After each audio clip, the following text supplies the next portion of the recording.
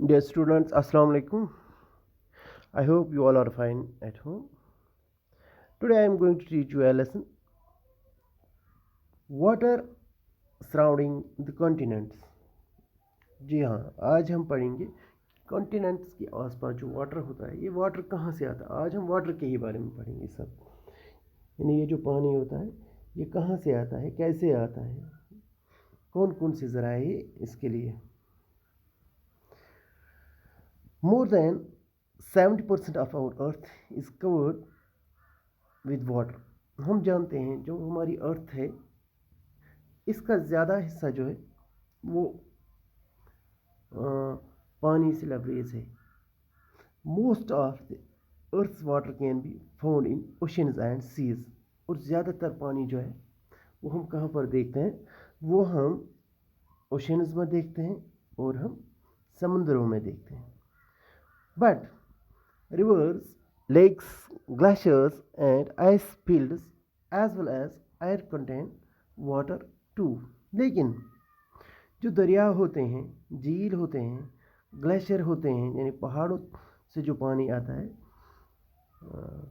And ice fields as well as air container water too, ये सब भी ज़राए होते हैं पानी के. यानी इन जगहों पर भी हम देखते हैं, इन जगहों पर भी पानी होता है. वो कहाँ से आता है? Water moves from one place to another place. हम जानते हैं कि जो पानी है ये एक ही जगह नहीं ठहरता है, ये एक जगह से दूसरी जगह चलता रहता है.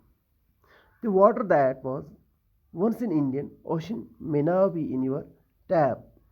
जो पानी आपने देखा होगा कि इंडियन ओशन में होगा, वही पानी हमारे घर के बर्तनों तक पहुंचता है. और किस तरह पहुंचता है? और it may be in the cloud overhead, या तो ये फिर क्लाउड बन के अब्र आलूद बनकर होगा. तो water moves from oceans high up into the air. From there it may rain on the land or over the sea. Water moves from the oceans, ये ओशन से उठता है. कहाँ से उठता है? Moves from the oceans high up, यानी बहुत ही ऊपर उठता है. High up into the air यानी हवा में उठता है.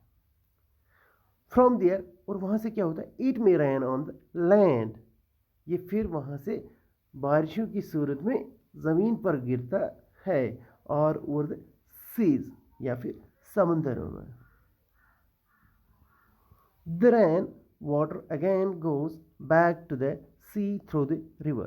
The rain water, जो ये बारिशों का पानी होता है, goes back to the sea, ये फिर से वापस समंदर में जाता है. किस तरह से जाता है? through the rivers, यानी दरियाओं के जरिए. This movement of water is called water cycle. और ये मूवमेंट जो होती है बच्चों, इसे हम कहते हैं वाटर साइकिल. यानी बारिश गिरती है, पानी जमा होता है, ये पानी सारा समंदर में पहुंच जाता है. फिर से सूरज की किरणें समंदर पर पड़ती हैं, भाप जमा होता है, हवा में पहुंचता है. फिर से, यानी इसी को हम वाटर साइकिल कहते हैं. Water cycle has neither a beginning nor an end. जो ये वाटर साइकिल है, ना ही इसकी शुरुआत होती है, ना ही इसका कहीं अंत होता है. Sun rays falling on ocean water cause evaporation. Sun rays falling on ocean, जब सूरज की किरणें पड़ती हैं किसके ऊपर? ओशंस के ऊपर पड़ती हैं, तो वाटर कॉज एवापोरेशन. क्या होती है? एवापोरेशन होती है. Water of the ocean is transfer into vapour due to the heat of the sun. जो वाटर होता है वहाँ क्या होती है? एवापोरेशन. और उस एवापोरेशन से क्या होता है? Transfer into vapour due to the heat of the sun. इसको ये सन की गर्मी की वजह से फिर क्या बनता है? वाटर वेपर बनता है. When this water vapour reaches upper atmosphere condensation starts. When, जब ये वाटर वेपर अपर रीचेस में पहुंचते हैं, यानी हवा में ऊपर पहुंच जाते हैं, तो क्या होता है? तो कंडेंसेशन स्टार्ट होती है. Condensation converts water vapour into water droplets और टिनी क्रिस्टल ऑफ आइस. जो कंडेंसेशन होती है वो क्या करती है? कन्वर्ट वाटर वेपर, वो कन्वर्ट करती है किसको? वाटर वेपर को इनटू वाटर ड्रॉपलेट्स, इन्हें उससे वाटर ड्रॉपलेट बनाती है। और टिनी क्रिस्टल ऑफ आइस, या छोटे छोटे क्रिस्टल्स बनाते हैं किसके, आइस के। दीज वाटर ड्रॉपलेट्स और ice crystals float in the air and from form clouds. These water droplets, और ये जो वाटर ड्रॉपलेट्स होते हैं या आइस क्रिस्टल्स होते हैं, फ्लोट इन द एयर, ये हवा में तैरते हैं और कहाँ पहुँचते हैं, एट फॉर्म क्लाउड्स, और ये बनाते हैं क्लाउड बनाते हैं। यही वाटर ड्रॉपलेट्स जो होते हैं यही फिर क्लाउड्स बनाते हैं। व्हेन वाटर ड्रॉपलेट्स और ice crystals grow in size and are unable to float, they fall down to the earth in the form of precipitation.